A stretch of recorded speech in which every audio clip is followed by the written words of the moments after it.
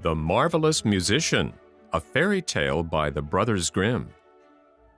There was once upon a time a marvelous musician. One day he was wandering through a wood all by himself, thinking now of one thing, now of another, till there was nothing else left to think about.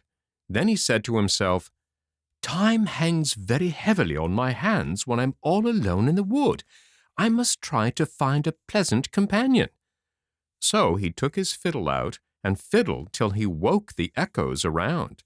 After a time a wolf came through the thicket and trotted up to the musician. "Oh, it's a wolf, is it?" said he. "I've not the smallest wish for his society." But the wolf approached him and said, "Oh, my dear musician, how beautifully you play! I wish you'd teach me how it's done." "That's easily learned," answered the fiddler. "You must only do exactly as I tell you." "Of course I will," replied the wolf. "I can promise that you will find me a most apt pupil." So they joined company and went on their way together, and after a time they came to an old oak tree, which was hollow and had a crack in the middle of the trunk. "Now," said the musician, "if you want to learn the fiddle, here's your chance. Lay your front paws in this crack." The wolf did as he was told, and the musician quickly seized a stone and wedged both of his forepaws so firmly into the crack that he was held there, a fast prisoner. "Wait here till I return," said the fiddler, and he went on his way. After a time he said to himself again, "Time hangs very heavily on my hands when I'm all alone in the wood. I must try to find a companion." So he drew out his fiddle and fiddled away lustily. Presently a fox slunk through the trees. "Aha! What have we here?" said the musician. "A fox. Well, I haven't the smallest desire for his company." The fox came straight up to him and said, "My dear friend, how beautifully you play the fiddle. I should like to know how you do it." "Nothing easier," said the musician, "if you'll promise to do exactly as I tell you." "Certainly," answered the fox. "You have only to say the word." "Well then, follow me," replied the fiddler. When they had gone a bit of the way, they came to a path with high trees on each side. Here the musician halted, bent a stout hazel bough down to the ground from one side of the path, and put his foot on the end of it to keep it down.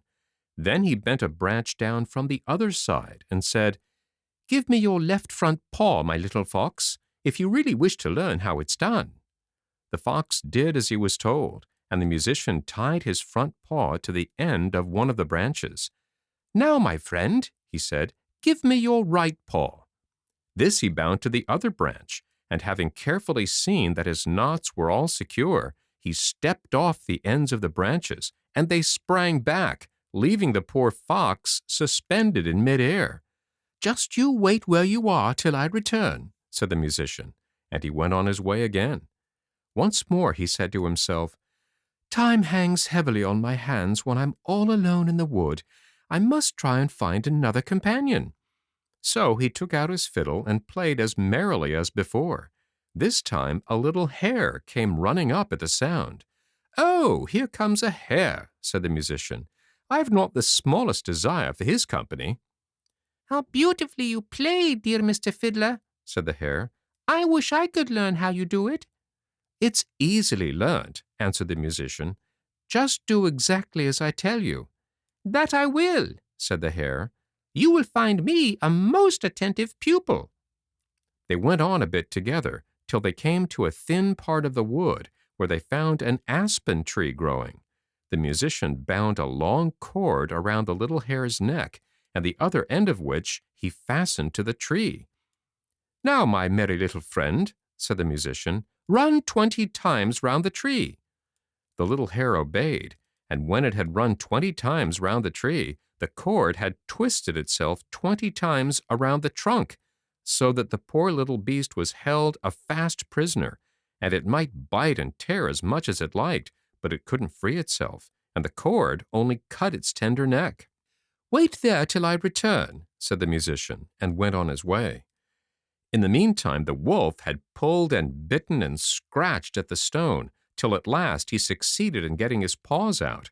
Full of anger, he hurried after the musician, determined when he met him to tear him to pieces. When the fox saw him running by, he called out as loud as he could, "Brother Wolf, come to my rescue!